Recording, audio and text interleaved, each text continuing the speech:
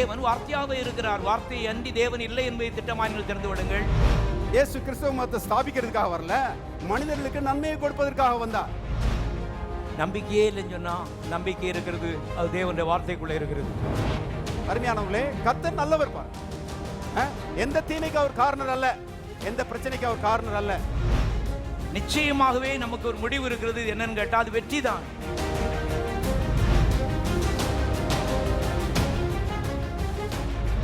எல்லாரும் சொல்லுவோம், கர்த்தர் அவருடைய வார்த்தையை கொண்டு என்னோடு பேசுகிறார். ஜீவ வசனத்தை பிடித்துக்கொண்டு இந்த உலகத்திலே நான் சுடரை போல பிரகாசிப்பேன். சங்கீதம் 34:8 வசனம், கர்த்தர் நல்லவர் என்பதை ருசித்து பாருங்கள், அவர் மேல் நம்பிக்கையா இருக்கிற மனுஷன் பாக்கியவான். ஆண்டவராக இயேசுவை சொந்த ரட்சகராக ஆண்டவராக ஏற்றுக்கொள்ளாதவர் இங்கே இருப்பீர்களானால், இயேசுவை சொந்த ரட்சகராக ஆண்டவராக உங்களுடைய உள்ளத்திலே ஏற்றுக்கொள்ளுங்கள். வேதத்தில் எழுதப்பட்டிருக்கிறது, அவருக்குள் ஜீவன் இருந்தது, அந்த ஜீவன் மனிதருக்கு ஒளியா இருந்தது. அதாவது இயேசுவுக்குள் ஜீவன் இருந்தது, அந்த ஜீவன் மனிதருக்கு ஒளியா இருந்தது. ஜீவன் என்றால் தேவரகமான வாழ்வு, தேவன் கொடுக்கிற வாழ்வு. அது இயேசுவுக்குள்ளே இருந்தது. இயேசுவுக்குள்ளே இருந்த அந்த தேவரகமான வாழ்வு மனுஷருக்கு ஒளியா இருந்தது. ஒளி என்றால் அருமையானவர்கள், அது முன்னேற்றத்துக்கு அடையாளமாக இருக்கிறது. லைட் ஸ்டாண்ட்ஸ் ஃபார் டெவலப்மெண்ட் என்று சொல்கிறார்கள். மனுஷருடைய வாழ்க்கை முன்னேறுகிறதா இருக்க வேண்டும். மனிதர்கள் ஒவ்வொருவரும் முன்னேற வேண்டும் என்று அருமையானவர்களே தேவன் விரும்புகிறார். பின்னடைவு அடைவதும் பின் தங்குவதும் தோற்று போவதும் ஒருபோதும் தேவனுடைய சித்தம் கிடையாது. அருமையானவர்களே, எல்லாரும் வாழ வேண்டும், வளர வேண்டும், வெற்றி பெற வேண்டும், ஆசீர்வதிக்கப்பட வேண்டும் என்று அருமையானவர்களே தேவன் விரும்புகிறார். ஆகவேதான் அவருடைய ஜீவனை அருமையானவர்களே மனிதருக்கு தேவன் கொடுக்கிறார் என்று வேதம் சொல்லுகிறது. முதல் மனுஷனுடைய ஒரு பெரிய மேன்மை என்னன்னா, முதல் மனிதனாகிய ஆதாம் படைக்கப்பட்ட போது தேவ ஜீவனை உடையவனாயிருந்தான். தேவ ஜீவனை உடையவனா இருந்ததுனால அவன் வாழ்க்கையில எந்த குறைவும் கிடையாது. சமாதானத்துக்கு குறைவில்லை, சந்தோஷத்துக்கு குறைவில்லை, ஆரோக்கியத்துக்கு குறைவில்லை, ஐஸ்வர்யத்துக்கு குறைவில்லை. பாருங்க, எந்த நன்மைக்கும் குறைவில்லை. மனிதன் தேவ ஜீவனை உடையவனா இருந்தபடினாலே பூமியிலே சொர்க்கத்தை அவன் அனுபவித்தான் என்று வேதம் சொல்கிறது. ஆனா என்னைக்கு பிசாசுக்கு செவி கொடுத்து பாவம் செய்தானோ அன்றைக்கு பாருங்க தேவ ஜீவனை இழந்து போனான். முன்னேற்றமாய் இருந்த அவனுடைய வாழ்க்கை பின்னடைவு அடைய ஆரம்பித்தது. வெற்றிகரமாய் இருந்த அவனுடைய வாழ்க்கை தோற்று போன வாழ்க்கையாக மாறிவிட்டது. அருமையானவர்களே, மனுஷன் எல்லா ரீதியிலும் குறைவுபட ஆரம்பித்தான். பாருங்க, விரக்தி, வேதனை, குறைவு, இல்லாமை எல்லாம் பாருங்க மனிதனை வந்து ஆண்டு கொண்டது என்று வேதம் சொல்கிறது. அந்த ஆதாமின் சந்ததியில் தான் மனிதர்கள் எல்லாரும் இன்றைக்கு இந்த உலகத்தில் பிறந்திருக்கிறார்கள், வாழ்ந்து கொண்டிருக்கிறார்கள். எல்லா மனுஷருக்குள்ளே ஒரு கேள்வி இருக்குது. முன்னேறுவதற்கு எவ்வளோ பிரயாசப்படுகிறோம், ஆனா முன்னேற முடியலையே. வாழ்ந்திருப்பதற்கு எவ்வளோ பிரயாசப்படுகிறோம், வெற்றி பெறுவதற்கு எவ்வளோ பிரயாசப்படுகிறோம், முயற்சி செய்கிறோம், ஆனா வெற்றி வரமாட்டேங்குதே. என்ன காரணம் சொல்லி அநேகர் கேட்டுக்கொண்டிருக்கிறார்கள். அருமையானவர்களே, வேதம் சொல்லுகிறது என்ன காரணம்னா, மனிதர்களுக்குள்ளே தேவ ஜீவன் இல்லை. தேவ ஜீவன் இருக்குமானால் வாழ்க்கை பிரகாசமடைய ஆரம்பிக்கும், வாழ்க்கை முன்னேற ஆரம்பிக்கும். ஆகவே அருமையானவர்களே, அந்த தேவ ஜீவனை மனிதனுக்கு கொடுப்பதற்காகவே இயேசு இந்த உலகத்துல வந்தார். இதான் நற்செய்தி. தேவ ஜீவன் மனிதனுக்கு கொடுக்கப்பட்டு மனிதர்கள் வாழ்வடைய வேண்டும் என்பதற்காகவே இயேசு இந்த உலகத்தில் வந்தாரு. சில கொள்கைகளை கொடுப்பதற்காக வரல, சில கோட்பாடுகளை கொடுப்பதற்காக இயேசு வரல, மனிதர்களுக்கு வாழ்வு கொடுக்க வந்தார் என்று அருமையானவர்களே வேதம் அவரை குறித்து சொல்லுகிறது. நானோ மனுஷருக்கு வாழ்வு கொடுக்கும், அந்த வாழ்வு பரிபூர்ணப்படவும் வந்தேன் என்று இயேசு சொன்னார். மனிதர்களுக்கு வாழ்வு கொடுக்க வேண்டுமானால் அவர் சிலுவையிலே பாடுபட வேண்டியது அவசியமா இருக்கிறது, சிலுவையிலே மரிக்க வேண்டியது அவசியமா இருக்கிறது. ஏன்னா மனுஷன் பாவம் செஞ்சிருக்கிறான், பாவத்தின் சம்பளம் மரணம். ஆகவே மனிதர்களுக்காக இயேசு அந்த மரணத்தை தன்மேலே ஏற்றுக்கொண்டு கல்வாரி சிலுவையிலே அடிக்கப்பட்டார். இயேசு மரித்து 3ஆம் நாள் உயிரோடு எழுந்து இன்றைக்கு மனிதர்கள் எல்லாருக்கும் தேவையான ஜீவனை அவர் உடையவராயிருக்கிறார். அவருடைய பெயரே ஜீவாதிபதி. Is the prince of life, is the author of life. அவர் வந்து ஜீவனுக்கு அதிபதியாக இருக்கிறார். இன்னைக்கு ஒரு மனுஷன் இயேசுவே உள்ளத்துக்குள்ளே வாரும் என்று சொல்லும்போது அருமையானவர்களே, இயேசு உள்ளே வருகிறார். இன்னொரு இடத்துல சொல்ல போனா தேவ ஜீவன் அவனுக்குள்ளே வருகிறது. தேவ ஜீவன் உள்ள வரும்போது மரணம் விரட்டி அடிக்கப்படுகிறது, மரணம் ஓடுகிறது. அருமையானவர்களே, வாழ்க்கை வெற்றிகரமான வாழ்க்கையாக மாறுகிறது. ஆகவே இயேசுவை ஆண்டவராக ஏற்றுக்கொள்ளாதவர் இங்கே இருப்பீர்களானால் இயேசுவின் உள்ளத்துக்குள்ளே வாரும் என்று அழைப்பு கொடுங்கள். கர்த்தர் தேவ ஜீவனை உங்களுக்கு தந்து உங்களை இந்த உலகத்தில் வெற்றிகரமான ஒரு ரீதியிலே வாழ வைப்பார். இயேசுவை ஆண்டவராக ஏற்றுக்கொண்ட தேவனுடைய மக்கள் கர்த்தர் நல்லவர் என்கிற சத்தியத்தை ஆழமாய் அறிந்து கொள்ள வேண்டும் என்று கர்த்தர் விரும்புகிறார். எத்தனை பேர் இயேசு ஆண்டவராக ஏற்றுக்கொண்டிருக்கிறீங்க? எல்லாரும் கரங்களை உயர்த்தி சொல்வோம். நான் சேவிக்கிற, நான் ஆராதிக்கிற என் தேவன் நல்லவராயிருக்கிறார். மறுபடியும் சொல்லுவோம். நான் சேவிக்கிற, நான் ஆராதிக்கிற என் தேவன் நல்லவராயிருக்கிறார். பாருங்க, தேவன் நல்லவர் என்பதை தேவனுடைய மக்கள் பாருங்க ஆழமாய் அறிந்து கொள்ள வேண்டும். அதற்குள்ளே பாருங்க வெற்றிகரமான கிறிஸ்தவ வாழ்க்கையை தேவன் வைத்திருக்கிறார். இது ஒரு அடிப்படை சத்தியம். இது உறுதியான கிறிஸ்தவ வாழ்க்கைக்கு அஸ்திபாரமா இருக்கிற ஒரு சத்தியம். கர்த்தர் நல்லவர்ங்கிற சத்தியம். அநேக தேவனுடைய மக்கள் பாருங்க ஆண்டவரை ஏற்றுக்கொண்டிருக்கிறாங்க, ரட்சிக்கப்பட்டிருக்கிறாங்க. ஆனா அவங்களுடைய வாழ்க்கை நாணல் மாதிரி ஆடிக்கொண்டிருக்கிற ஒரு வாழ்க்கையா இருக்கிறது, தோற்று போகிற ஒரு வாழ்க்கையா இருக்கிறது. அநேகர் பாருங்க விசுவாசத்தில் வாழுறதுக்கு பதிலா சந்தேகத்தில் தான் வாழ்ந்துட்டு இருக்கிறாங்க. ஆண்டவர் மேல 1008 கேள்வி, ஆண்டவர் மேல 1008 சந்தேகம். இப்படிதான் பாருங்க ஏராளமான மக்கள் வாழ்ந்து கொண்டிருக்கிறார்கள். வேதத்தில் எழுதப்பட்டிருக்கிறது, சந்தேகப்படுகிறவன் காற்றினால் அடிபட்டு அலைகிற கடலின் அலைக்கு ஒப்பாயிருக்கிறான். அப்படிப்பட்டவன் தான் கர்த்தரிடத்திலிருந்து எதையாகிலும் பெறலாம் என்று நினையாதிருப்பானாக. கிறிஸ்தவ ஜீவி அருமையான கர்த்தரிடத்திலிருந்து நன்மைகளை பெற்று அனுபவிக்கிற ஒரு ஜீவியம் என்று கர்த்தருடைய ஆவியானவர் சொல்கிறார். கர்த்தர் நாம் பெற்று அனுபவிப்பதற்காக கல்வாரி சிலுவையில் பாடுபட்டு ஏராளமான ஆசீர்வாதத்தை நமக்காக சம்பாதித்து வைத்திருக்கிறார். நாம் அதை பெற்று அருமையானவர்களே வாழும்போது தேவன் மகிமைப்படுகிறார் என்பதை தெரிந்து கொள்ளுங்கள். நாம் அதை பெற்றுக்கொள்ள வேண்டும் என்று கர்த்தர் விரும்புகிறார். ஆனா சந்தேகத்தில் வாழுகிற மனுஷன் தேவன் அருளுகிற எந்த நன்மையையும் பெற்றுக்கொள்ள முடியாது. இன்னைக்கு அநேகர் அப்படிதான் வாழ்ந்துட்டு இருக்கிறாங்க. ஆனா கிறிஸ்தவ ஜீவியம் அருமையானவரே நல்ல நாணல் மாதிரி இல்ல, அது கற்பாறை போல நல்ல உறுதியான ஒரு வாழ்க்கையாக இருக்க வேண்டும் என்று கர்த்தர் விரும்புகிறார். எல்லாரும் ரட்சிக்கப்பட்ட எல்லாரும் அருமையானவர்கள் நல்ல உறுதியான ஒரு வாழ்க்கை கிறிஸ்தவ ஜீவியம் வாழ வேண்டும் என்று கர்த்தர் விரும்புகிறார். அதற்கு அஸ்திபாரமான ஒரு சத்தியம் இருக்கிறது. அது நாம் ஆராதிக்கிற தேவன் நல்ல தேவன்கிற சத்தியம். கவனிங்க, பேதுரு இருக்கிறான், சீமோன் பேதுரு. அவனை பற்றி உங்களுக்கு தெரியும். அவனுடைய சகோதரன் இருக்கிறானே அந்திரேயா, அவன் தான் அவனை ஆண்டவர்கிட்ட கூட்டிட்டு வந்தான். பேதுரு ஆண்டவர்கிட்ட வந்த மாத்திரத்தில் ஆண்டவர் பேதுரு பார்த்த விதமாக சொன்னார். வாசிங்க, யோவான் சுவிசேஷம் 1ஆம் அதிகாரம் 42 பாருங்க. பின்பு அவனை இயேசுவினிடத்தில் கூட்டிக் கொண்டு வந்தான். இயேசு அவனை பார்த்து, எல்லாரும் சேர்ந்து வாசிங்க, நீ யோனாவின் மகனாகிய சீமோன், நீ கேபா எனப்படுவாய் என்றார். கேபா என்பதற்கு பேதுரு என்ற அர்த்தமாம். பாருங்க, இயேசு பேதுருவை பார்த்த மாத்திரத்தில் தீர்க்க தரிசனமா ஒரு காரியத்தை சொல்றாரு. நீ சீமோனா இருக்கிற, நீ கேபாவாக மாறப்போகிறாய். சீமோன்னா நாணல், கேபா என்றால் கற்பாறை. கவனிங்க,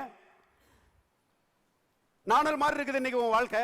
நாணல் பாருங்க, காத்து மேற்கு பக்கம் அடிச்சுன்னா மேற்க சாஞ்சிரும், காத்து கிழக்கு பக்கம் அடிச்சுன்னா கிழக்க சாஞ்சிரும். நிலை இல்லாத ஒரு செடி பாருங்க. அந்த மாதிரிதான் உன் வாழ்க்கை இருக்கிறது. யாருக்கும் பிரயோஜனம் இல்லாத ஒரு ஆளா இருக்கிற, ஒரு செம்படவனா இருக்கிற, ஒன்றும் படிக்காதவனா இருக்கிற, உன் வாழ்க்கையே இப்படி ஆடிக்கொண்டிருக்கிற வாழ்க்கையா இருக்கிறது. ஆனால் நான் என்னை உனக்கு வெளிப்படுத்த போறேன். நீ என்னை அறிந்து கொள்ள போகிறாய், என்னுடைய வார்த்தைகளை நீ அறிந்து கொள்ள போகிறாய். தேவன் இன்னார் என்கிற ஞான அறிவை நீ பெற்றுக்கொள்ள போகிறாய். அப்படி பெற்றுக்கொள்ளும் போது நாணல் மாறி இருக்கிற உன்னுடைய வாழ்க்கை கற்பாறையாக மாறும் என்று கர்த்தருடைய ஆவியானவர் சொல்கிறாரு. கற்பாறையாக மாறும் என்று இயேசு இங்கே அவனை பார்த்து சொல்கிறாரு. நீ சீமோனா இருக்கிறாய், கேபாவாக மாறுவாய், அநேருக்கு பிரயோஜனம் உள்ள ஒரு ஆளாக நீ மாறுவாய் என்று கர்த்தர் அவனை பார்த்து ஒரு தீர்க்க தரிசனம் சொல்றாரு. கவனிங்க, அது அப்படியே நடந்துச்சு பாருங்க. அவன் வாழ்க்கையில ஆரம்பத்தில் அவனுடைய வாழ்க்கையில் நிறைய தடுமாற்றங்கள், நிறைய பலவீனங்கள் இருந்தது என்று வேதத்தில் நாம் பார்க்கிறோம். இயேசு சிலுவையில் அடிக்கப்படுவதற்கு முன்பதாக இந்த பேதுரு பாருங்க 3 முறை இயேசுவை மறுதலிக்கிறான். கேவலம் ஒரு வேலைக்காரிக்கு பயந்து இயேசு எனக்கு தெரியாது அப்படிங்கிறான். அவரை அறியேன் என்று சொல்லி சபிக்கவும் சத்தியம் பண்ணவும் தொடங்கினான் என்று பேதுருவை குறித்து வாசிக்கிறோம். பாருங்க, அவரை மறுதலிச்சிட்டாங்க. அப்புறம் அவர் மறிச்சிட்டாரு, அடக்கம் பண்ணிட்டாங்க. இப்ப பேதுரு யோசிக்கிறான், இயேசு மறிச்சிட்டாரு, அடக்கம் பண்ணிட்டாங்க, ஆகவே அவர் கதை முடிஞ்சிருச்சு, இனி நம்ம வேலையை பார்க்க வேண்டியதான் அப்படின்னு சொல்லிட்டு சீஷர்கள் எல்லாம் கூடி இருக்கும்போது சொல்லுகிறான், மீன் பிடிக்க போகிறேன் அப்படிங்கிறான். படகை எங்க ஒளிச்சு வச்சிருந்தான்னு தெரியல, எங்கேயோ வச்சிருந்துருக்கிறான், பட்டுன்னு எடுத்துட்டான். பாருங்க, மீன் பிடிக்க போகிறேன் அப்படிங்கிறான். உடனே சீஷர்கள் எல்லாரும் இவனை பார்த்து, நாங்களும் உம்மோட வருகிறோம். அடே அப்பா, எல்லாம் கிளம்பிட்டாங்க. கவனிங்க, இவன் பின்மாறினது மட்டுமல்லாம மற்றவங்களையும் பின்மாற்றத்துக்குள்ள என்ன செய்யறான், நடத்துகிறான். பாருங்க, ஆனா இந்த பேதுருவை தேடி மறுபடியும் இயேசு வர்றாரு. உயிர்த்தெழுந்த இயேசு அருமையானவர்களே அவனுக்கு தன்னை வெளிப்படுத்துகிறார். வெளிப்படுத்துறது மட்டுமல்ல, அவன்கிட்ட ஒரு கேள்வி கேட்கிறாரு, யோனாவின் குமாரனாகிய சீமோனே, நீ என்னிடத்தில் அன்பா இருக்கிறாயா? ரொம்ப முக்கியமான கேள்வி பாருங்க, 3 வாட்டி கேட்கிறாரு. எத்தனை பேர் சொல்றீங்க நான் ஆண்டவர்கிட்ட அன்பா இருக்கிறேன்? அவன் சொல்றான், நான் உம்மை நேசிக்கிறேன் என்பதை நீர் அறிவீர் அப்படிங்கிறான். தெரியும் ஆண்டவரே, உமக்கு உள்ளத்தின் ஆழத்திலிருந்து நான் உம்மை நேசிக்கிறேன். மறுதளிச்சு விட்டேன், உண்மைதான். என் வாழ்க்கையில் சில தடுமாற்றங்கள் இருந்தது, சில பலவீனங்கள்லாம் இருந்தது, உண்மைதான். ஆனால் உள்ளத்தின் ஆழத்திலிருந்து நான் உண்மை என்ன செய்றேன், நேசிக்கிறேன்னு சொல்லி அதுல இருந்து கர்த்தர் நல்லா ஆழமா பிடிச்சிட்டான், உறுதியா பிடிச்சிட்டான். பிடிச்சு அருமையானவர்களே காலகாலமாக கர்த்தரோடு பழக ஆரம்பிக்கிறான். வருஷக்கணக்காக கர்த்தரோட பழக ஆரம்பிக்கிறான். கர்த்தர் இன்னாருங்கிற ஒரு அறிவுக்குள்ள வர ஆரம்பிக்கிறான். கடைசியில் அவனை பற்றி எழுதப்பட்டிருக்கிறது. வாசிங்க, கலாத்தியர் 2ஆம் அதிகாரம் 9வது வசனம் பாருங்க. எனக்கு அளிக்கப்பட்ட கிருபையை அறிந்தபோது, எல்லாரும் சேர்ந்து வாசிங்க, தூண்களாக எண்ணப்பட்ட யாக்கோபும் கேபாவும் யோவானும் தாங்கள் விருத்த சேதனம் உள்ளவர்களுக்கும் நாங்கள் புறஜாதிகளுக்கும் பிரசங்கிக்கும்படி அந்யோன்ய ஐக்கியத்திற்கு அடையாளமாக எனக்கும் பர்னபாவுக்கும் வலது கை கொடுத்து. இங்க பாருங்க, ஒரு குறிப்பை கவனிங்க. தூண்களாக எண்ணப்பட்ட யாரு? யாக்கோபு, அப்புறம் கேபா. எல்லாரும் சொல்லுங்க கேபா. ஆவியானவர் கரெக்டா எழுதி வச்சிருக்காரு பாருங்க. சீமோன் இந்த இடத்துல அவனை எழுதல, கேபான்னு எழுதி வச்சிருக்கிறாரு. ஏன்னா காலவட்டத்தில் பரிசுத்த ஆவிக்கு இடம் கொடுத்து பரிசுத்த ஆவியானவரால் நிறைந்து தேவன் இன்னார்ங்கிற அறிவுக்குள்ள வந்த மாத்திரத்தில் இந்த ஆளு பாருங்க கேபாவாகவே மாறிவிட்டார், கற்பாறைவாகவே மாறிவிட்டார். எழுதப்பட்டிருக்கிறது, தூணாக அவர் எண்ணப்பட்டார். பாருங்க, எருசலேம் சபையில ஒரு தூண் மாறி இருந்தார் அந்த ஆளு. சாதாரண செம்படவன், ஒன்னும் படிக்காத ஆளு. ஆனா கர்த்தரை அறிகிற அறிவுக்குள்ள வந்தாரு. கர்த்தர் நல்லவர் என்பதை புரிந்து கொண்டாரு. அருமையானவர்களே, இவர் தூண் மாறி ரொம்ப ஸ்ட்ராங்கான ஆளா, ரொம்ப உறுதியான ஆளா அவர் மாறிவிட்டார் என்று நான் பார்க்கிறோம். இவர் தான் பாருங்க அவருடைய நிருபத்தில் விதமாக எழுதுகிறார் விசுவாசிகளுக்கு. வாசிக்கலாம், 2 பேதுரு புஸ்தகம் 1ஆம் அதிகாரம் 2, 3, 5 வசனங்களை வாசிக்கிறேன். தேவனையும் நம்முடைய கர்த்தராகிய இயேசுவையும் அறிகிற அறிவினால் உங்களுக்கு, எல்லாரும் சேர்ந்து வாசிங்க, கிருபையும் சமாதானமும் பெருக கடவது. தம்முடைய மகிமையினாலும் காருண்யத்தினாலும் நம்மை அழைத்தவரை அறிகிற அறிவினாலே ஜீவனுக்கும் தேவபக்திக்கும் வேண்டிய யாவற்றையும் அவருடைய திவ்ய வல்லமையானது நமக்கு தந்தருளி இருக்கிறது. கவனிச்சிங்களா? கிருபையும் சமாதானமும் எதன் மூலமாக பெறுகிறது? இங்கே எழுதப்பட்டிருக்கிறது, அவரை அறிகிற அறிவினாலே. எல்லாரும் சொல்லுவோம், அவரை அறிகிற அறிவினாலே. கர்த்தரை அறிகிற அறிவினால தான் கிருபையும் சமாதானமும் பெறுகிறது. அது மட்டுமல்ல, அடுத்த வசனம் சொல்லுகிறது, அவரை அறிகிற அறிவினால தான் ஜீவனுக்கும் தேவ பக்திக்கும் வேண்டிய எல்லா நன்மைகளும் நமக்கு கிடைக்கிறது. கிருபையும் சமாதானம் வேணுமா? பேதுரு சொல்றாரு, தேவனை அறிகிற அறிவுல பெருகுங்க. ஜீவனுக்கும் தேவ பக்திக்கும் வேண்டிய எல்லா நன்மைகளும் வேணுமா? தேவனை அறிகிற அறிவுல பெருகுங்க. தேவனை அறிகிற அறிவு பெருகிடுச்சுன்னா கிருபையும் சமாதானமும் வந்துடும். ஆவிக்குரிய உலக பிரகாரமான ஜீவனுக்கும் தேவ பக்திக்கு வேண்டிய எல்லா நன்மைகளும் நமக்கு வந்துவிடும் என்று அருமையானவர்களே இங்கே பேதுரு சொல்லுகிறதை நாம் பார்க்கிறோம். பாருங்க, இன்னைக்கு நிறைய மக்கள், ஆவிக்குரிய மக்கள், இந்த கர்த்தரை அறிகிற அறிவுக்கு நேராக திரும்புவதற்கு பதிலாக வேற டைரக்ஷன்ல திரும்பிட்டாங்க, வேற திசையில திரும்பிட்டாங்க. நிறைய பேர் பார்த்தீங்கன்னா கண்ணீர், மன்றாட்டு, உபவாசம், ஜெபம், இதுலயே பாருங்க கான்சென்ட்ரேட் பண்ணுறாங்க. ஆண்டாண்டு காலமா இதையே செஞ்சுட்டு வர்றாங்க. ஆனா வாழ்க்கையில அங்குலம் முன்னேறல. கவனிங்க, வாழ்க்கையில எந்த முன்னேற்றமும் கிடையாது. ஆனா உபவாசம் நடந்துட்டு தான் இருக்குது, ஜெபம் நடந்துட்டு தான் இருக்குது. பீரியாடிக்கலா, அதாவது அந்த செவ்வாய் வெள்ளி அப்படி சொல்லலாம். செவ்வாய் வந்துருச்சுன்னா உபவாசம், வெள்ளி வந்துருச்சுன்னா உபவாசம். இப்படிதான் பாருங்க நிறைய பேர் இருக்கிறாங்க. ஆனா ஒரு நன்மையும் வரலையே, தேவனுடைய ஆசீர்வாதங்கள் வரலையே, அதை பற்றி எந்த சிந்தையும் கிடையாது நிறைய பேருக்கு. கர்த்தர் சொல்றாரு, கண்ணை மூடிட்டு குருட்டுத்தனமா எல்லாரும் போற பாதையில போகாத, கண்ணை திறந்து நான் இன்னார் என்பதை அறிந்து கொள். நீ உபவாசம் போடாமலேயே, நீ கண்ணீர் விடாமலேயே, ஜீவனுக்கும் தேவ பக்திக்கு வேண்டிய எல்லா நன்மைகளும் உன் வாழ்க்கையில மடை திறந்த வெள்ளம் போல வந்து சேரும் என்று கர்த்தர் சொல்லுகிறாரு. கர்த்தரை அறிகிற அறிவு, அருமையானவர்களே, அவர் இன்னார் என்கிற உணர்வு, அவர் நல்லவர், அவர் எனக்கு நன்மை செய்கிறவர் என்கிற ஒரு விசுவாசம் உள்ள இருந்தா போதும்.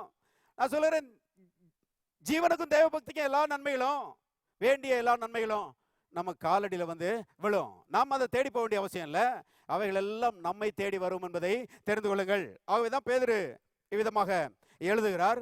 கடைசியா பாருங்க, அவர் நிருபத்தை முடிக்கும் போது பாருங்க, அவர் வந்து வயசான காலத்துல சாகும் அந்த தருவாயில இந்த நிருபத்தை எழுதுகிறாரு. அவர் அந்த 2வது நிருபத்தில் 3வது அதிகாரம் கடைசி வசனம் பாருங்க. நம்முடைய கர்த்தரும் இரட்சகருமாகிய இயேசு கிறிஸ்துவின் கிருபையிலும், எல்லாரும் சேர்ந்து வாசிங்க, அவரை அறிகிற அறிவிலும் வளருங்கள். எல்லாம் சொல்லுவோம், வளருங்கள். பேதுரு சொல்றாரு பாருங்க, நான் இப்படிதான் வந்தேன். அவர் வந்த ரூட்ல தான் பாருங்க விசுவாசிகளை டைரக்ட் பண்ணி விடுறாரு. நான் இப்படிதான் வந்தேன், ஆண்டவர் அறிஞ்சு கொண்டேன். ஆண்டவர் வந்து ஜீவனுக்கும் தேவ பக்திக்கும், இம்மைக்குரிய மறுமைக்குரிய ஆவிக்குரிய உலக பிரகாரமான எல்லா நன்மைகளையும் அதன் மூலமாக தான் ஆண்டவரிடத்திலிருந்து நான் பெற்றுக்கொண்டேன். நீங்களும் அந்த அந்த பாதையில தான் போகணும். கர்த்தராகிய இயேசுவை அறிகிற அறிவிலே வளருங்கள், பெருகுங்கள், விருத்திடையுங்கள். கர்த்தரோட நேர செலவழிங்க, அவருடைய வேதத்தில் நேர செலவழிங்க. அவர் இன்னாருங்கிற அறிவுக்கு முதலிடம் தாருங்கள். அப்பொழுது எல்லா நன்மைகளும் உங்களுக்கு வந்து சேரும். உங்க வாழ்க்கை மிகவும் பலனுள்ள ஒரு வாழ்க்கையாக மாறும் என்று அருமையானவர்களை இங்கே பேதுரு சொல்லுகிறதை நான் பார்க்கிறோம். பாருங்க, இப்போ நம்முடைய தேவன் நல்ல தேவன்.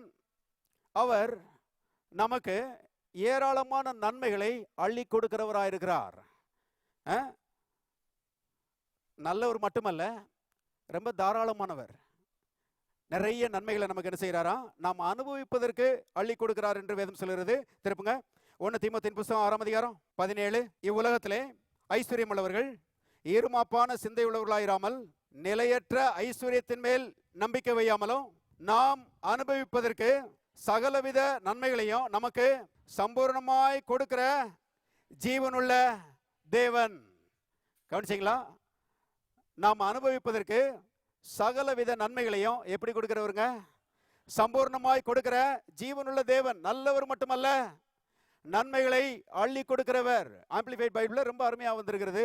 அங்கே எழுதப்பட்டிருக்கிறது, God who richly and ceaselessly provides us with everything for our enjoyment. கவனிங்க, கர்த்தர் வந்து எல்லா நன்மைகளையும் சீஸ்லெஸ்ஸா, அதாவது முடிவில்லாம நமக்கு கொடுத்து கொண்டே இருக்கிறார் என்று எழுதப்பட்டிருக்கிறது. சிலர்லாம் யோசிக்கிறாங்க, போன வருஷம் வந்துச்சு, இந்த வருஷம் வருமா? கடந்த காலத்தில் கர்த்தர் கொடுத்தாரு, எதிர்காலத்தில் கர்த்தர் கொடுப்பாரா மாட்டாரா அப்படின்னு சொல்லி சிலர் பாருங்க சந்தேகம். அடுத்த வருஷம் ஒருவேளை வராமல் போயிடுச்சுன்னா சிலருக்கு பாருங்க உடனே பாருங்க பதுக்கல்ல இறங்கிடுறாங்க. ஒன்னே அனுபவிக்காம மூட்டை கட்டுறதுல ஆரம்பிச்சிடுறாங்க. மூட்டை கட்டி கடைசியில் பார்த்தீங்கன்னா சேர்த்து வச்சு அது ஒன்று இவங்க அனுபவிக்காம கடைசியில் அது எங்கிட்ட ஒரு வழியில் போயிடுது. பைபிளில் போட்டிருக்குது, அதிகமாய் பிசினித்தனம் பண்ணியும் வறுமை அடைவாரும் உண்டு. எப்படி போச்சுன்னே தெரியல பிரதர். எதுக்கு மூட்டை கட்டினீங்க? போன வருஷம் கொடுத்தவர் இந்த வருஷம் கொடுக்க மாட்டாரா? நான் சொல்லுறேன், ஏராளமாய் கொடுப்பார். தொடர்ந்து கொடுத்து கொண்டே இருக்கிற தேவன். இன்னும் சொல்ல போனா போன வருஷம் வந்ததை காட்டிலும் இந்த வருஷம் நிறைய வருங்க. எத்தனை பேர் விசுவாசிக்கிறீங்க? ஏன்னா அப்படிதான் தேவன் என்ன செய்யறாரு, கொடுக்குறாரு. இஸ்ரேல் மக்கள் பாருங்க, அவங்க வனாந்தரத்தில் இருந்தாங்க. வனாந்தரத்தில் இருந்தபோது ஆண்டவர் சொன்னாரு, அன்னைக்கு விழுகிற அந்த மன்னாவை என்ன செய்ய எடுத்து சாப்பிடு அப்படின்னு சொன்னாரு. அதுல சிலருக்கு சந்தேகம் வந்துருச்சு, இன்னைக்கு விழுந்துச்சு மன்னா நாளைக்கு கிடைக்குமா? நம்பும்படியில் பாருங்க. உடனே சிலர் பார்த்தீங்களா மறுநாளைக்கு சேர்த்து எடுத்தாங்களாம். மறுநாளைக்கு சேர்த்து பாருங்க எடுத்து வச்சிருக்கிறாங்க பக்காப்படியில். காலையில் போய் பார்த்தா பூச்சி பிடிச்சிருச்சு, சாப்பிட்றதுக்கு உதவலை.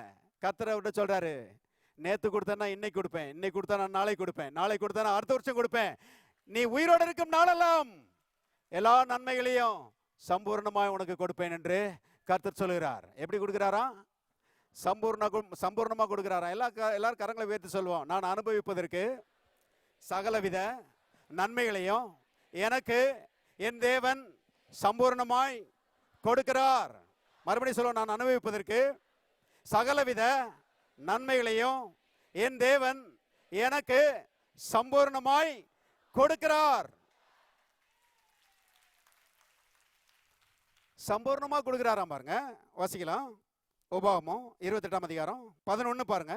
உனக்கு கொடுப்பேன் என்று கர்த்தர் உன் பிதாக்களுக்கு ஆணையிட்ட தேசத்தில் கர்த்தர் உன் கற்பத்தின் கனியிலும் உன் மிருக ஜீவன்களின் பலனிலும் உன் நிலத்தின் கனியிலும் உனக்கு, எல்லாரும் சத்தமா வாசிங்க, பரிபூரண நன்மை உண்டாக கட்டளையிடுவார். நன்மை உண்டாக கட்டளையிடுவார் போடல. என்ன நன்மைங்க? எத்தனை பேருக்கு பரிபூர்ண நன்மை வேணும்? கவனிங்க. நான் அடிக்கடி யோசிப்பேன், நல்ல வேளை இந்த இயேசுவை ஏற்றுக்கொண்டு இந்த சத்தியத்தை அறிகிற அறிவுக்குள்ள வந்தேன். அப்படி வராமல் இருந்திருந்தா இன்னைக்கு 500க்கும் 1000த்துக்கும் பெரிய திண்டாட்டமாக தான் இருந்திருக்கும். ஆனால் நான் சொல்லுறேன், இன்னைக்கு கர்த்தருடைய செழிப்பிலே நான் வாழ்ந்து கொண்டிருக்கிறேன். கர்த்தர் பரிபூர்ணமாய் ஆசீர்வதித்திருக்கிறார். கவனிங்க, கர்த்தர் அப்படிதான் செய்றாரு, ஆசீர்வதிக்கிறாரு. சில ஆட்கள்லாம் பாருங்க, அவங்க மனசுல செட் பண்ணிட்டாங்க. எப்படி செட் பண்ணிட்டாங்கன்னா, ஆண்டவர் கொடுப்பார் பிரதர், ஆனா அளவா தான் கொடுப்பாரு. சாப்பாடு போடுவாரு, ஆனா ஜனதா சாப்பாடு தான், ரொம்ப எதிர்பார்க்க முடியாது அப்படின்னு சொல்லி பாருங்க நிறைய பேர் இன்னைக்கு நம்புறாங்க, போதிக்கிறாங்க. நான் என்ன யோசிக்கிறேன்னா, இவங்க பைபிளை தவிர மற்ற எல்லாத்தையும் நல்லா படிச்சிருக்கிறாங்க, பாரம்பரியமான கருத்துக்களை நல்லா பிடிச்சிருக்கிறாங்க. தருத்திரம் இவங்களை பிடிக்கல, இவங்க தான் தருத்திரத்தை நல்லா பிடிச்சிக்கிட்டாங்க. ஆண்டவர் அளவா தான் கொடுப்பாரு. அளவா கொடுக்கிறாரா? எப்படி கொடுக்கிறாரு? ஒரு சத்தமா தான் சொல்லுங்களேன். சம்பூர்ணமாய் கொடுக்கிறார், பரிபூர்ணமாய் கொடுக்கிறார். போன வாரம் பாஸ்டர் பேசினாங்க இல்லையா, கானாவூர் கல்யாணம். கானாவூர் கல்யாணத்தில் அவங்களுக்கு தேவை ஏதோ ஒரு 40 லிட்டர் திராட்சை ரசம், ஏதோ ஒரு 50 லிட்டர் திராட்சை ரசம். ஏன்னா கிட்டத்தட்ட பந்தியெல்லாம் முடிஞ்சிருச்சு, இன்னும் கொஞ்சம் தான் ஆட்கள் மீதி இருக்கிறாங்க. அவங்களுக்கு ஒரு 40 லிட்டர் 50 லிட்டர் இருந்தால் தாராளமா அன்னைக்கு பந்தியை முடிச்சிருப்பாங்க. ஆனால் கர்த்தர் அவங்களுக்கு கொடுத்தது வெறும் 40 லிட்டர் இல்லைங்க, வெறும் 50 லிட்டர் இல்லைங்க, 900 லிட்டரை கர்த்தர் கொடுத்தாரு. அவங்களுக்கு தேவை ஒரு குடம் இருந்திருக்கணும், ஒரு குடம் இருந்திருக்கலாம், அல்லது 2 குடம் இருந்திருக்கலாம் அவங்களுடைய தேவை. ஆனால் கர்த்தர் அவங்களுக்கு கொடுத்தது 18 குடம் திராட்சை ரசம். சிலர்லாம் கேட்டிருப்பாங்க, தேவைதானா அப்படின்னு கேட்டிருப்பாங்க. இயேசு சொல்கிறார், தேவைதான். ஏனென்றால் நான் ஏராளத்தின் தேவன், தாராளத்தின் தேவன். ஆமென்.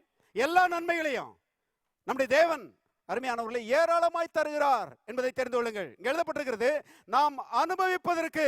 எல்லாரும் சொல்லுவோம், அனுபவிப்பதற்கு. அனுபவிப்பதற்குன்னு சொன்னாலே இன்னைக்கு நிறைய பேர் கெட்ட வார்த்தைன்னு நினைக்கிறாங்க. ஐயோ, அனுபவிக்கிறதா? இந்த உலகத்தில் நம்ம அனுபவிக்க கூடாது பிரதர்.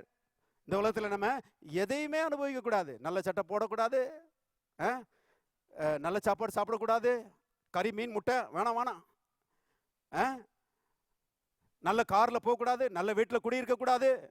இப்படியெல்லாம் பாருங்க ஆவிக்குரிய வட்டாரத்தில் சொல்றாங்க. எதையுமே நம்ம அனுபவிக்க கூடாது, பரலோகத்தில் போய் கர்த்தர் நம்மளுக்கு தருவாரு. அருமையானவர்களே, என்ன தியாலஜின்னு எனக்கு தெரியல. பரலோகத்தில் போய் கொடுக்கிறவர் இங்க கொடுக்க மாட்டாரா? பரலோகத்துக்கு வேற தேவன், பூலோகத்துக்கு வேற தேவனா? நான் சொல்லுகிறேன், அங்கேயும் அந்த தேவன் தான், இங்கேயும் அந்த தேவன் தான். எத்தனை பேர் ஆமென் சொல்றீங்க?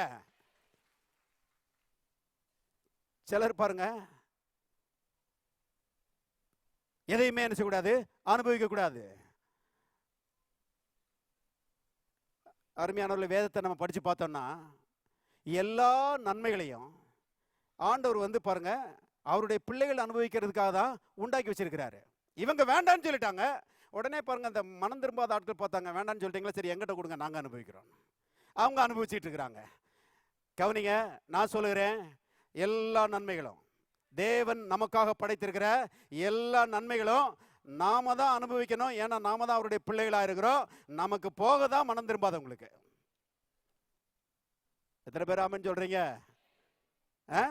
நல்ல நல்ல காரு, நல்ல நல்ல வீடு, நல்ல ட்ரெஸ் பண்ற அருமையானவர்களே, அந்த வாழ்க்கை முறை எல்லாமே நமக்கு தான் கர்த்தர் வைத்திருக்கிறாரு. டிவியில பார்த்து கொண்டிருக்கிற மக்களுக்கு நான் சொல்லுகிறேன், வாழ்க்கையில சிறந்த நன்மைகளை அனுபவிக்க வேண்டும் என்று விரும்புகிறீர்களா? இயேசுவை ஏற்றுக்கொண்டு அவருடைய பிள்ளைகளாக மாறுங்கள். ஏராளமான நன்மைகளை கர்த்தர் உங்களுக்கு தருவார். நன்மைகளை அனுபவிக்க கர்த்தர் உங்களுக்கு உதவி செய்வார்.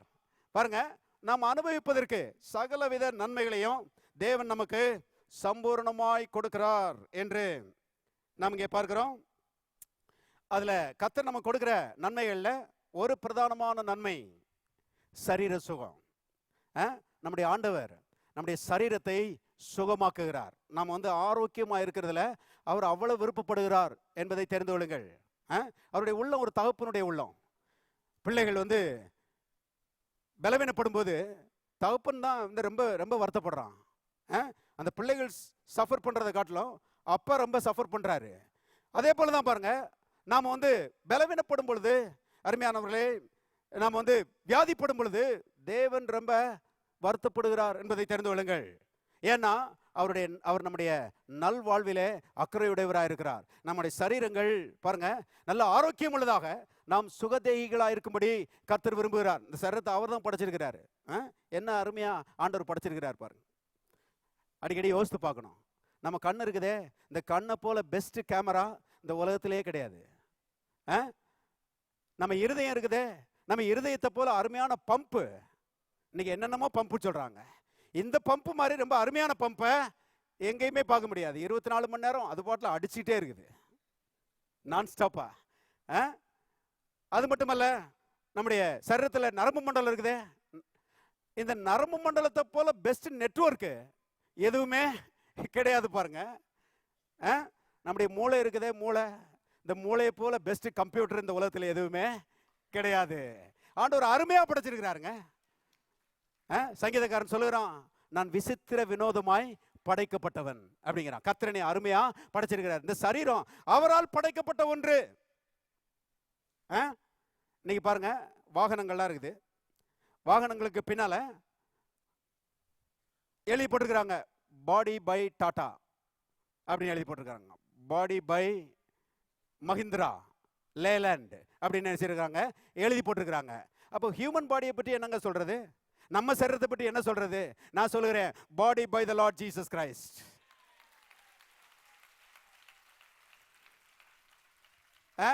நம்முடைய சரீரத்தை ஆண்டவர் படைச்சிருக்கிறாரு. இந்த சரீரம் நல்லா ஃபங்க்ஷன் பண்ணும்படி அவர் என்ன செய்யறாரு, விரும்புறாரு. ஆவிக்குரிய மக்கள் பாருங்க தப்பா யோசிக்கிறாங்க. ஆனா வேதத்தை சரியா புரிஞ்சுக்கணும். இந்த சரி பாருங்க, மனுஷன் பாவத்தில் விழுந்த பிறகு இந்த சரீரம் பிசாசுக்கு அடிமையாயிடுச்சு. பிசாசு இதை ஆட்கொண்டு பல விதமான இச்சைகளை கொண்டாந்து போட்டு அருமையானவர்கள் இந்த சரீரத்தை வந்து என்ன செஞ்சிட்டான், பாதிச்சிட்டான், பலவீனப்படுத்திட்டான், வியாதியை கொண்டாந்து சரீரத்துக்குள்ள புகுத்திட்டான். ஆனால் பாருங்க, கல்வாரி சிலுவையில கர்த்தர் ரத்தத்தை சிந்தி நம்முடைய ஆவியை ரட்சித்தது மட்டுமல்ல, நல்ல கவனிங்க, நம்முடைய சரீரத்தையும் கர்த்தர் விலை கொடுத்து என்ன செய்கிறாரு, வாங்கி இருக்கிறாரு. நம்முடைய ஆவி அவருக்கு சொந்தமானது மட்டுமல்ல, நான் சொல்லுகிறேன், நம்முடைய சரீரமும் அவருக்கு சொந்தமா இருக்கிறது. எத்தனை பேர் ஆமென் சொல்றீங்க? வாசிக்கலாம், 1 கொரிந்தியர் புஸ்தகம் 6ஆம் அதிகாரம் 20 பாருங்க. கிரயத்துக்கு கொல்லப்பட்டீர்களே, அதாவது விலை கொடுத்து வாங்கப்பட்டீர்களே, ஆகையால் தேவனுக்கு உடையவைகளாகிய உங்கள் சரீரத்தினாலும் உங்கள் ஆவியினாலும் தேவனை என்ன செய்யுங்க, மகிமைப்படுத்துங்கள். பாருங்க, நாம் இந்த உலகத்துல நமக்காக வாழவில்லை. நாம் கர்த்தருக்காக என்ன செய்கிறோம்? வாழ்ந்து கொண்டிருக்கிறோம். கர்த்தருடைய நாமத்தை மகிமைப்படுத்துகிறது தான் நம்முடைய வாழ்க்கையினுடைய பிரதானமான நோக்கம். கர்த்தருடைய ஆவியானவர் இங்க எழுதுகிறாரு, உங்களுடைய ஆவியினாலே கர்த்தரை மகிமைப்படுத்துறது மட்டுமல்ல, உங்களுடைய சரீரத்தினாலும் கர்த்தரை என்ன செய்யுங்கள்? மகிமைப்படுத்துங்கள் என்று அருமையானவர்களை கர்த்தர் இங்கே சொல்லுகிறது என்ன பார்க்கிறோம். இப்ப ஒரு கேள்வி, சரீரம் வியாதிப்பட்டு ஆஸ்பத்திரியில் படுத்து கிடந்துச்சுன்னா எப்படி கர்த்தர் மகிமைப்படுவாரு? சரீரம் பலவீனப்பட்டு ஒன்றும் செய்ய முடியாம ஒரு ஆளு முடங்கி கிடந்தார்னா கர்த்தர் மகிமைப்படுவாரா? முடியவே முடியாது. கர்த்தர் மகிமைப்பட முடியாது. ஆனா இன்னைக்கு ஆவிக்குரிய வட்டாரத்தில் என்ன சொல்றாங்க? அந்த வியாதியை கர்த்தர் கொடுத்திருக்கிறாரு பிரதர், அந்த வியாதியை கொடுத்து சில பாடங்களை உங்களுக்கு என்ன செய்யறாரு? படிச்சு கொடுக்கிறாரு. ஆகவே அந்த வியாதியின் மூலமாக கர்த்தர் மகிமைப்படுறாரு பிரதர். எங்க போய் படிச்சாங்கன்னு தெரியல. கவனிங்க, வியாதி ஒருபோதும் தேவனை மகிமைப்படுத்தாது. பலவீனங்கள் ஒருபோதும் தேவனை மகிமைப்படுத்தாது. மனுஷன் பலவீனப்பட்டு முடங்கி கிடக்கும் போது கர்த்தர் மகிமைப்படுறது இல்லைங்க. மனுஷன் வியாதியிலிருந்து விடுதலை ஆகும் போது, வியாதியிலிருந்து மனுஷன் சுகமடையும் போது தேவன் மகிமைப்படுகிறார் என்று பல இடங்களிலே வேதம் சொல்லுகிறது. ஒரு சில வேத பகுதியை காண்பிக்கிறேன் பாருங்க. திருப்போம் மத்தேயு 15:29 இயேசு அவ்விடம் விட்டு புறப்பட்டு கலிலேயா கடலருகே வந்து ஒரு மலையின் மேல் ஏறி அங்கே உட்கார்ந்தார். அப்பொழுது எல்லாரும் சேர்ந்து வாசிங்க. சப்பானிகள், குருடர், ஊமையர், ஊனர் முதலிய அநேகரை திரளான ஜனங்கள் கூட்டிக் கொண்டு இயேசுவினிடத்தில் வந்து அவர்களை அவர் பாதத்தில் வைத்தார்கள். அவர்களை அவர் என்ன செய்தார்? சொஸ்தப்படுத்தினார். ஊமையர் பேசுகிறதையும், ஊனர் சொஸ்தமடைகிறதையும், சப்பானிகள் நடக்கிறதையும், குருடர் பார்க்கிறதையும் ஜனங்கள் கண்டு ஆச்சரியப்பட்டு, எல்லாரும் சேர்ந்து வாசிங்க, இஸ்ரவேலின் தேவனை மகிமைப்படுத்தினார்கள். கவனிச்சிங்களா? தேவன் எப்போ மகிமைப்பட்டாருங்க? ஊனர், ஊமையர், குருடர், சப்பானிகள் இவங்கெல்லாம் அந்த பலவீனத்தில் அப்படி கிடக்கும் போது கர்த்தர் மகிமைப்பட்டாருன்னு போடல. ஏன்னா கர்த்தர் மனுஷனை அப்படி உண்டாக்கல. ஆதாம ஒரு நொண்டியா உண்டாக்கல. கவனிங்க, ஏவாள ஒரு குருடா கர்த்தர் என்ன செய்யல? உண்டாக்கல. ரெண்டு பேரையும் ரொம்ப ஐடியல் பீப்புளா, ரொம்ப நல்ல ஆரோக்கியம் உள்ளவர்களாக, அருமையானவர்களே, நல்ல பெர்ஃபெக்டா அவங்களை என்ன செஞ்சாரு? உண்டாக்குனாரு. ஆகவே மனுஷன் நல்ல ஆரோக்கியமா வாழ வேண்டும் என்பதுதான் தேவனுடைய சித்தம். பாருங்க, பாவம் உலகத்துல புகுந்து இந்த மாதிரி பிரச்சனைகளை மனுஷனுடைய வாழ்க்கையில கொண்டு வந்துருச்சு. இப்போ மாம்சத்துல வந்த தேவன் பாருங்க இவர்கள் எல்லாரையும் குணமாக்குகிறார். குணமடையும் போது, மக்கள் குணமடையும் போது இங்க எழுதப்பட்டிருக்கிறது தேவன் மகிமைப்பட்டார் என்று எழுதப்பட்டிருக்கிறது. உங்களை குறிச்சு அப்படிதான். நீங்களும் நல்ல சுகமா இருக்கும்போது, நல்ல ஆரோக்கியமா இருக்கும்போது, எல்லா பலவீனத்திலிருந்து நாங்கள் விடுதலையோடு வாழும்போது, நான் சொல்றேன் கர்த்தர் உங்க மூலமா மகிமைப்படுகிறார். உங்க ஆவியின் மூலமா அவர் மகிமைப்படுகிறது மட்டுமல்ல, உங்கள் சரீரத்தின் மூலமாகவும் கர்த்தர் மகிமைப்படுகிறார். விசுவாசிக்கிறீங்களா? பாருங்க, கர்த்தர் மக்கள் ஆரோக்கியம் அடையும் போது அவர் மகிமைப்படுகிறார் என்று நாம் இங்கே வாசிக்கிறோம். பாருங்க, மார்க் 2ஆம் அதிகாரத்தில் 4 நண்பர்கள் ஒரு திமிர்வாதக்காரனை தூக்கிட்டு வர்றாங்க. திமிர்வாதம், பாவம், அவனுக்கு கட்டில படுத்து கிடக்கிறான், அசைய முடியல. 4 நண்பர்கள் அவனை தூக்கிட்டு வர்றாங்க. அல்ல கவனிங்க, இந்த 4 நண்பர்களையும் ஒரு பெரிய அவர்கள் தியாகிகள் தான் சொல்லணும். ஏன்னா கஷ்டப்பட்டு தூக்கிட்டு வர்றாங்க. இன்னைக்கு இருக்கிற மாதிரி 108 சர்வீஸ் எல்லாம் இல்லை அன்னைக்கு. இன்னைக்கு பாருங்க, எதுக்குனாலும் டக்குன்னு போன் அடிச்சிடுறாங்க, 108 வந்துருது ஆம்புலன்ஸ் சர்வீஸ். ஆனா அந்த நாட்கள்ல ஆம்புலன்ஸ் சர்வீஸ் எல்லாம் கிடையாது. பாருங்க, தோல்ல தான் தூக்கிட்டு போனோம், நடந்து தான் கொண்டு போனோம். ஆகவே இந்த 4 நண்பர்கள் அந்த ஒரு திமிர்வாதக்காரனை தூக்கிட்டு வர்றாங்க. சிலர் கேட்டிருப்பாங்க, எதுக்குங்க இந்த திமிர்வாதக்காரனை அப்படி போட்டு தூக்கிட்டு வர்றீங்க? இவ்வளவு கஷ்டப்பட்டு இவனை தூக்கிட்டு போகணுமா இயேசுநாதர்கிட்ட அப்படின்னு சொல்லி கேட்டிருப்பாங்க. அதுக்கு பதில் என்னங்க? என்ன தெரியுமா? கிறிஸ்துவின் அன்பு எங்களை நெருக்கி ஏவுகிறது. நான் பெற்ற இன்பம் பெருக இவ்வையகம் சொல்லி சொன்னான் ஒருத்தன். கர்த்தர் எனக்கு நன்மை செய்திருக்கிறாரு, கர்த்தர் என்னையே ஆசீர்வச்சிருக்கிறாரு. இப்ப என்னால சும்மா இருக்க முடியாது, மற்றவர்களுக்கு நான் உதவி செய்ய போறேன். எத்தனை பேர் ஆமென் சொல்றீங்க? கர்த்தருடைய அன்பு பாருங்க. அவன் தேவ அன்பினாலே நிரப்பப்பட்டு அவங்க அவனை தோல்ல தூக்கிட்டு வர்றாங்க. கர்த்தருடைய ஊழியம் தான் பாருங்க. இதுதான் கர்த்தருடைய ஊழியம். அருமையானவர்களே, இன்னைக்கு கர்த்தருக்கு நம்ம எப்படி ஊழியம் செய்யறோம்? கொஞ்சம் பிரயாசம் எடுக்கணும் பாருங்க. கர்த்தருடைய ஊழியத்தில் கொஞ்சம் தோல் கொடுக்கணும். கொஞ்சம் நம்ம வேலைகள்லாம் கொஞ்சம் ஒதுக்கி வச்சுட்டு, அந்த 4 பேருக்கு வேலைகள் இருந்திருக்காதா? நிறைய இருந்திருக்கும். ஆனா ஒதுக்கி வச்சுட்டு ஒரு ஆளை பாருங்க, கத்தர்ட்ட என்ன செய்றாங்க? தூக்கிட்டு வர்றாங்க. ஏன்னா கர்த்தருடைய நன்மைகளை வாங்கி இவனுக்கு கொடுக்கணும். இவன் வாழ்வு இல்லாம பாருங்க படுத்து கிடக்குறான். இவனுக்கு வாழ்வு கொடுக்கணும்னு சொல்லி தூக்கிட்டு வர்றாங்க. அருமையானவர்களே, அப்படி பிரயாசப்படும் போது வேதம் சொல்லுகிறது, தமது நாமத்து நிமித்தம் நீங்கள் படுகிற அன்பின் பிரயாசங்களை மறந்து விடுகிறதற்கு கர்த்தர் அநீதி உள்ளவர் பார்த்துட்டு தான் இருக்கிறாரு. நீங்க எடுக்கிற பிரயாசத்துக்கு கர்த்தர் என்ன செய்கிறார்? நல்ல பலனை கொடுப்பார். ஆகவே இந்த 4 பேரும் அவனை தூக்கிட்டு வர்றாங்க. தூக்கிட்டு வந்து இயேசு அங்க வீட்டுக்குள்ள உட்கார்ந்துருக்கிறாரு. பைபிள்ல போட்டிருக்குது, வீட்டுக்கு உள்ள மட்டும் ஆட்கள் கிடையாது, வெளியும் ஆட்கள், மொத்தமெல்லாம் ஆட்கள் பாருங்க. பைபிள்ல போட்டிருக்கு, நிக்கிறதுக்கே இடம் இல்லை, அந்த அளவுக்கு கூட்டம். இயேசு எங்க இருக்கிறாரோ அங்க ஜன கூட்டம் கண்டிப்பா இருக்கும். பல இடங்கள்ல வாசிக்கிறோம், ஒருவரை ஒருவர் மிதிக்கத்தக்கதாக கூடி வந்தார்கள். திரளான ஜனங்கள் அவருக்கு பின் சென்றார்கள். இயேசு எங்க இருக்கிறாரோ அங்கெல்லாம் ஜனங்க ஓடி வருவாங்க. நான் சொல்கிறேன், இங்க எத்தனை பேர் வந்திருக்கிறோம்? ஏன் எத்தனை பேர் வந்திருக்கிறோம்? நம்ம மத்தியில தேவாதி தேவன் இயேசு இருக்கிறாரு. ஹல்லேலூயா, இயேசு இருக்கிறாரு. கவனிங்க, ஆகவே அவர் உள்ள இருந்து போதகம் பண்ணிட்டு இருக்கிறாரு. உள்ள கொண்டு போக முடியல இந்த திமிர்வாதக்காரனை. ஆகவே இவங்க பார்த்தாங்க,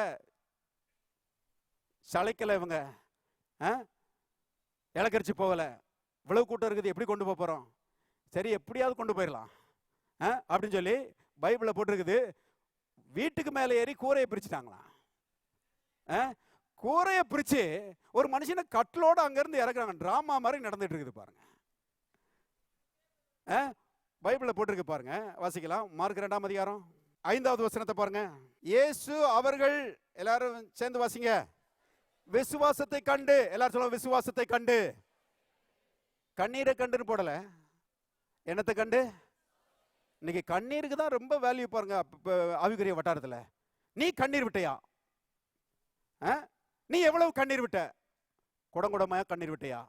இல்லைன்னா கர்த்தர் உனக்கு ஜெபத்துக்கு பதிலே கொடுக்க மாட்டாரு. இல்லைங்க, புதிய ஏற்பாட்டில் கர்த்தர், அருமையானவர்களே, கண்ணீரை பார்க்கறது இல்லை. நம்ம கண்ணீருக்கெல்லாம் வேல்யூ கிடையாதுங்க. ஒரே ஒருத்தருடைய கண்ணீருக்கு தான் வேல்யூ, அது இயேசு கிறிஸ்துனுடைய கண்ணீர். அவர் எனக்காக கண்ணீர் விட்டார் என்று அவருடைய கண்ணீர் மேல விசுவாசம் வைக்கிறானே மனுஷன், அந்த மனுஷனுடைய விசுவாசத்தை கர்த்தர் என்ன செய்கிறார்? கனம் பண்ணுகிறார். கவனிங்க, எழுதப்படுகிறது, விசுவாசத்தை கண்டு, அவருடைய விசுவாசத்தை கண்டு அந்த திமிர்வாதக்காரனை பார்த்து கர்த்தர் சொன்னாரா, மகனே, உன் பாவங்கள் உனக்கு மன்னிக்கப்பட்டது. ஏன்னா கர்த்தருக்கு நல்லா தெரியும், இவன் வியாதியில கஷ்டப்படுகிறான், திமிர்வாதத்துல கஷ்டப்படுகிறான். அதுக்கு ஆணிவேர் பாவம். ஆதாம் செய்த அந்த பாவம், அது தொன்று தொட்டு வந்ததுனால இவன் அந்த பாவத்தின் பலாபலனாகிய வியாதியில் என்ன செய்யறான்? கஷ்டப்படுகிறான். கர்த்தர் முதலாவது அந்த பாவத்தை வெட்டி விடுறாரு பாருங்க, அந்த பாவத்தை கேன்சல் பண்றாரு. மகனே, உன் பாவங்கள் உனக்கு மன்னிக்கப்பட்டது அப்படின்னு சொல்றாரு. அப்புறம் சொல்றாரு பாருங்க, 11வது வசனம், நீ எழுந்து உன் படுக்கையை எடுத்துக்கொண்டு உன் வீட்டுக்கு போ என்று உனக்கு சொல்லுகிறேன் என்றார். உடனே, எல்லாரும் சொல்லுவோம், உடனே. 10 மாசம் கழிச்சு இல்ல, உடனே அவன் எழுந்து தன் படுக்கையை எடுத்துக்கொண்டு எல்லாருக்கும் முன்பாக போனான். அப்பொழுது எல்லாரும் ஆச்சரியப்பட்டு, நாம் ஒரு காலம் இப்படி கண்டதில்லை என்று சொல்லி, எல்லாரும் சேர்ந்து வாசிங்க, தேவனை மகிமைப்படுத்தினார்கள். கவனிச்சீங்களா? எல்லாரும் கரங்களை தட்டி கர்த்தரை ஸ்தோத்திரிப்போம்.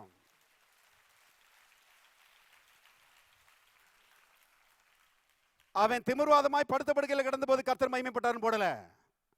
வியாதி ஒருபோதும் தேவனை மகிமைப்படுத்துகிறது கிடையாது. ஆனா கர்த்தர் அவனை எழுப்பி விடுறாரு, சுகமடைகிறான். அவன் எழும்பி பாருங்க படுக்கை எடுத்துக்கொண்டு நடக்கிறான்.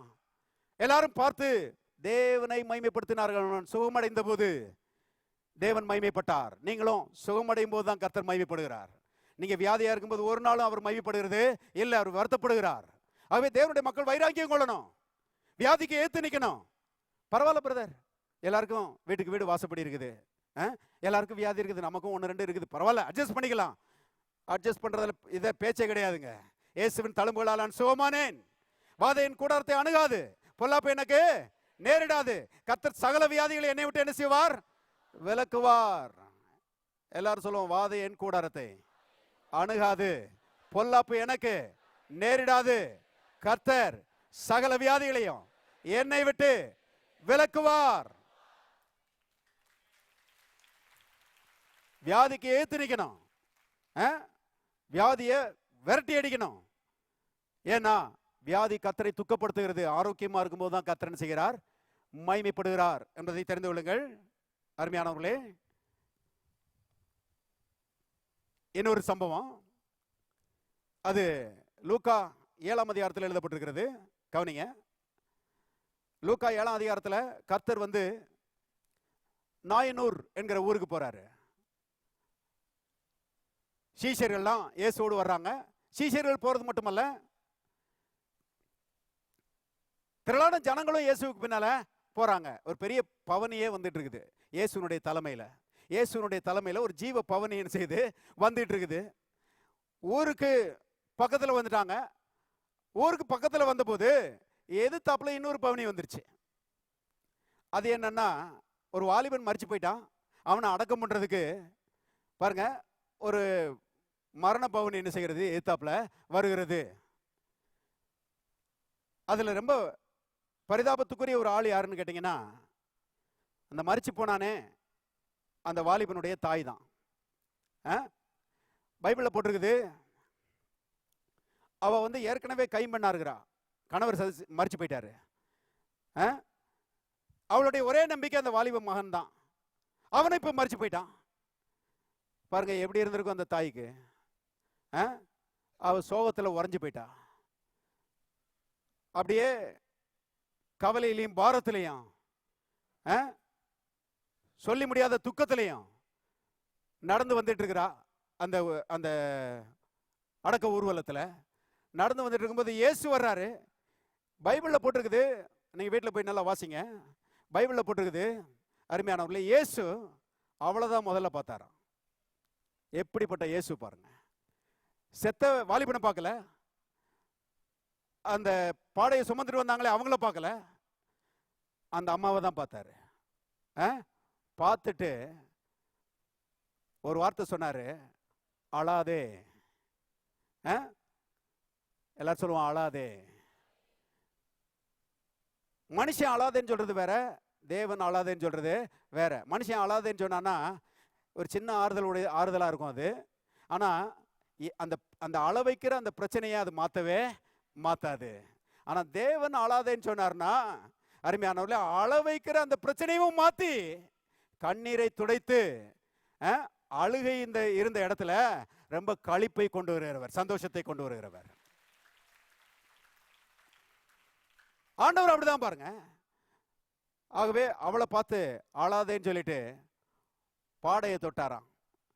தொட்ட மாத்திரத்தில் சுமந்தவங்க நின்னாங்க. நின்ன மாத்திரத்தில் இயேசு சொன்னார், வாசிங்க லூக்கா 7:13 வாசிப்போம். கர்த்தர் அவளை பார்த்து அவள் மேல் மனதுருகி அழாதே என்று சொல்லி கெட்ட வந்து பாடையை தொட்டார். அதை சுமந்தவர்கள் நின்றார்கள். அப்பொழுது அவர், எல்லாரும் சேர்ந்து வாசிங்க, வாலிபனே எழுந்திரு என்று உனக்கு சொல்லுகிறேன். கவனிச்சிங்களா? வாலிபனே எழுந்திரு. என்ன அர்த்தம்? வாலிப வயசு சாகுற வயசு இல்லப்பா. நீ சாகும்படி, வாலிப வயசுல சாகும்படி கர்த்தர் உன்னைய படைக்கல.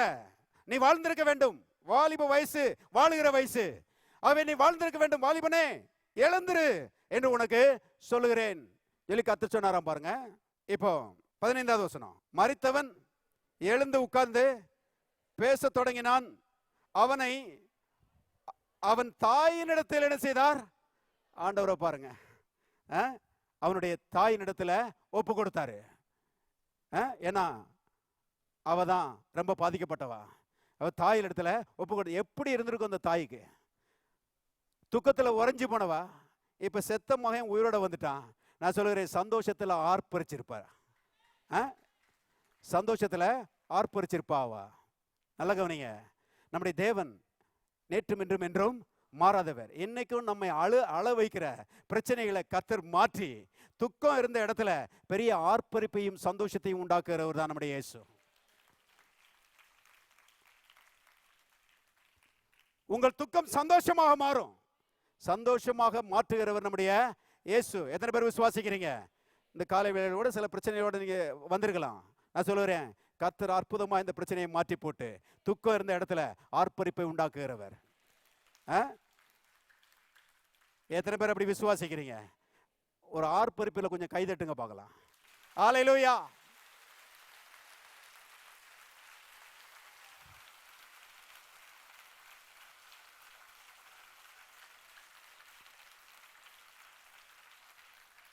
இதுதான் விசுவாசம்.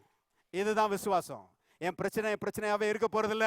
என் கண்ணீராகவே இருக்க போறதில்ல. பிரச்சனையை மாற்றி கண்ணீரை துடைத்து என் தேவன் என்னை வாழ வைக்கிறவர். ஆமென்.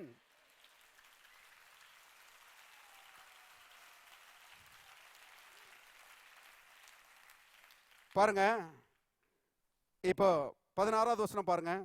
எல்லாரும் பயமடைந்து மகா தீர்க்கதரிசியானவர் நமக்குள்ளே தோன்றி இருக்கிறார் என்றும் தேவன் தமது ஜனங்களை சந்தித்தார் என்றும் சொல்லி, எல்லாரும் சேர்ந்து வாசிங்க, தேவனை மகிமைப்படுத்தினார்கள். தேவன் எப்பங்க மகிமைப்பட்டாரு? அந்த வாலிபன் செத்து போனப்ப மகிமைப்படலைங்க. நிறைய இடத்துல இப்படி சொல்றாங்க. வாலிபன் மரணம் ஏற்பட்ட உடனே பாருங்க, நிறைய இடத்துல சொல்றாங்க கர்த்தர் ஏதாவது ஒரு நோக்கத்தோட தான் எடுத்திருப்பாரு. ஐயோ, பாலவயதின் மரணத்துக்கு பல காரணங்கள் இருக்கலாம். ஆனா நான் சொல்றேன், கர்த்தர் காரணரே அல்ல. கர்த்தர் நல்லவர், அவர் ஜீவாதிபதி. நீங்க அதை புரிஞ்சு கொண்டு மரணத்துக்கு ஏத்து நிற்கணும், ஜீவனை தெரிந்து கொள்ள வேண்டும். நீயும் உன் பிள்ளைகளும் வாழ்ந்து பிழைத்திருக்கும்படி நீ ஜீவனை தெரிந்து கொள். நாங்க வாழுகிற கூட்டம். கர்த்தர் எங்களை வாழ வைக்கிறவர். சாவுக்கு எங்க வாழ்க்கையில் இடமே கிடையாது அப்படின்னு நாம தான் விசுவாசிக்கணும், நாம தான் ஏத்து நிற்கணும். சாவுக்குரிய காரியங்களுக்கு வாழ்க்கையில இடம் கொடுக்கவே கூடாது. நாம தான் பாருங்க உறுதியா பிடிக்கணுமே ஒழிய. அருமையானவர்களே, கர்த்தர் பாருங்க மரணத்தை கொடுக்கிறவர் அல்ல, பிசாசு தான் மரணத்துக்கு அதிபதி. ஆகவே அருமையானவர்களே, கர்த்தர் ஒரு வாலிபன் செத்து போனப்ப மகிமைப்படல, அவன் உயிரோட வந்தப்ப தேவன் மகிமைப்பட்டார் என்று நாம் வாசிக்கிறோம். கர்த்தர் என்றைக்குமே மாறாதவர். இன்னொரு இடத்துல பாருங்க, இயேசு ஒரு ஜெப ஆலயத்துல போதகம் பண்ணிட்டு இருக்கிறாரு. அங்க ஒரு அம்மா, பைபிள்ல போட்டிருக்குது, 18 வருஷமா கூனியா இருந்தாலாம். எவ்வளவும் நிமிரக்கூடாத கூனியா இருந்தாள் என்று எழுதப்பட்டிருக்கிறது. இயேசு அங்க வர்றார், அங்க போதகம் பண்ண ஆரம்பிச்ச உடனே அவருடைய கண்கள் அவ மேலதான் விழுகுது. நல்லா கவனிங்க, எங்க தேவையுள்ள மக்கள் இருக்கிறாங்களோ, எங்க பலவீனப்பட்ட ஆட்கள் இருக்கிறாங்களோ, எங்க கஷ்டப்படுகிற மக்கள் இருக்காங்களோ, அங்கதான் கர்த்தருடைய பார்வை என்ன செய்கிறது, போகிறது. கர்த்தர் அருமையான இரக்கமுள்ளவராக இருக்கிறார், கிருபை நிறைந்தவராக இருக்கிறார். அந்த பிரச்சனையை மாத்துறதுல அவர் ரொம்ப வைராக்கியமா இருக்கிறாரு. நம்ம ஆண்டவர் அப்படிதான் பாருங்க. அங்க எத்தனையோ பேர் வந்திருக்கிறாங்க, ஆனா அவன் மேலதான் போகுது இவருக்கு பார்வை. பார்த்த உடனே அவளை கண்டு தம்மிடத்தில் அழைத்தார் என்று எழுதப்பட்டிருக்கிறது. அழைத்து சொல்லுகிறாரு, ஸ்திரியே, உன் பலவீனத்திலிருந்து விடுதலையாக்கப்பட்டாய் என்று சொல்லி அவள் மேல கைகளை வச்சாராம். வாசிங்க, லூக்கா சுவிசேஷம் 13ஆம் அதிகாரம்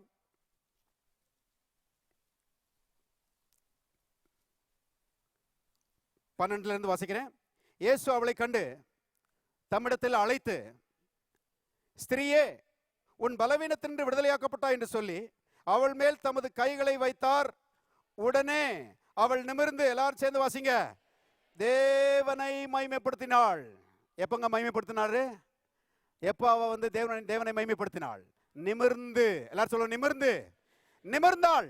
பாருங்க, அவ 18 வருஷம் கூனியா இருந்தப்பெல்லாம் அவ வந்து தேவனை மகிமைப்படுத்தினான்னு சொல்லி பைபிள்ல போடல.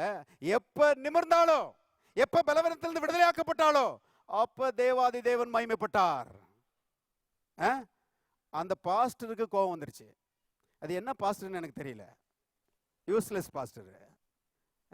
அவருக்கு என்ன கோபம்? அவர் என்ன சொல்லிட்டாரு, வேலை செய்கிறதுக்கு 6 நாள் உண்டு, அந்த நாட்களிலே நீங்கள் வந்து சொஸ்தமாகிக் கொள்ளுங்கள், ஓய்வு நாள்ல அப்படி செய்யலாகாது. அவருக்கு ஆர்டர் ஆஃப் சர்வீஸ் தான் ரொம்ப முக்கியம். ஜனங்கள் வந்தாங்களா, விடுதலையாக்கப்பட்டாங்களா, சுகம் அடைஞ்சாங்களா, ஆசீர்வதிக்கப்பட்டாங்களா, அதெல்லாம் அவருக்கு ரொம்ப முக்கியம் கிடையாது.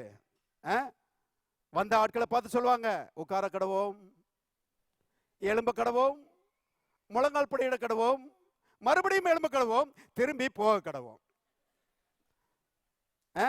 மக்கள் வந்த மாதிரியே அப்படி திரும்பி போயிடுவாங்க. ஒரு ஆசீர்வாதமோ பெற்றாங்களான்னு தெரியல. ஆனால் அருமையானவர்கள், இயேசு பிரசங்கியார் ரொம்ப வித்தியாசம்.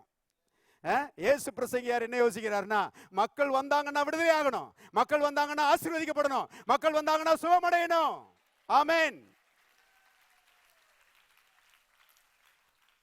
நாங்கெல்லாம் இயேசு மாதிரி பிரசங்கியார்கள். இங்க வருகிற மக்கள் விடுதலை ஆகணும், இங்க வருகிற மக்கள் ஆரோக்கியம் அடையணும், இங்க வருகிற மக்கள் ஆசீர்வாதமா பெற்றுக்கொள்ளணும். இயேசு அவனை பார்த்து சொன்னாரு, மாயக்காரனே, உங்கள எவனுடைய எருதாகிலும் கழுதையாகிலும் ஓய்வு நாள்ல தண்ணி தாகத்தினால கதறும்போது அவைகளை அவிழ்த்து கொண்டு போய் தண்ணீர் காட்டுகிறது இல்லையா?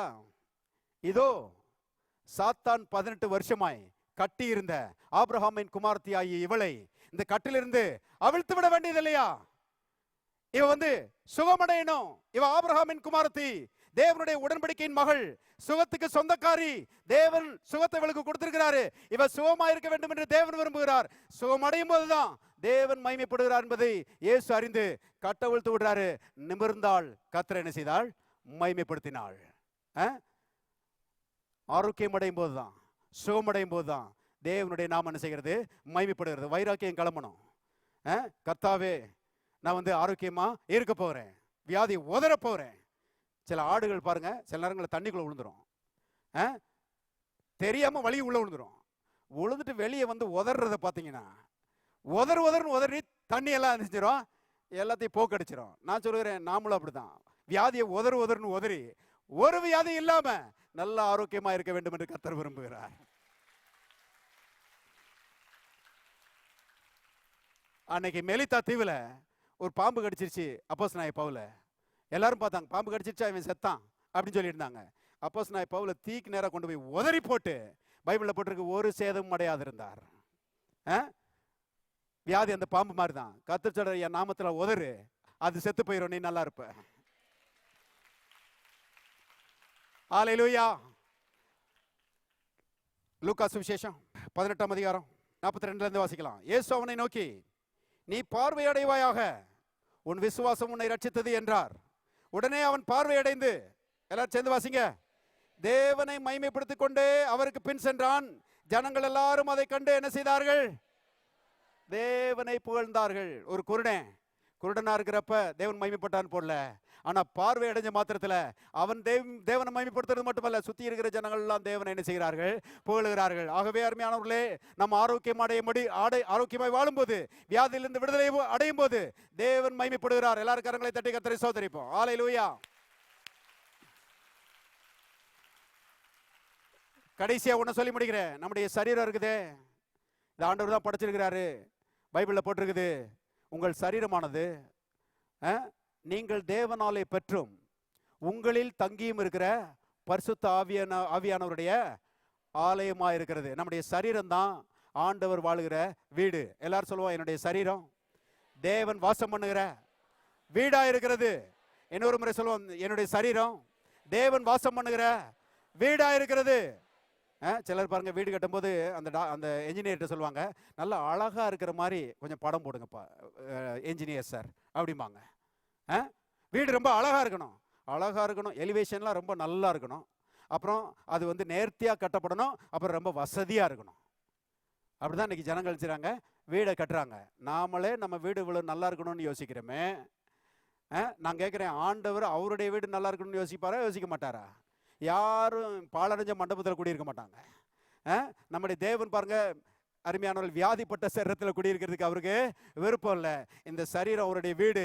இது நல்ல அலங்காரமாய், நல்ல ஆரோக்கியமாய், நல்ல சுகத்தோடு, நல்ல பலத்தோடு இது இருக்க வேண்டும் என்று அவர் என்ன செய்கிறார்? விரும்புகிறார். ஏன்னா இது அவர் தங்கி இருக்கிற வீடு.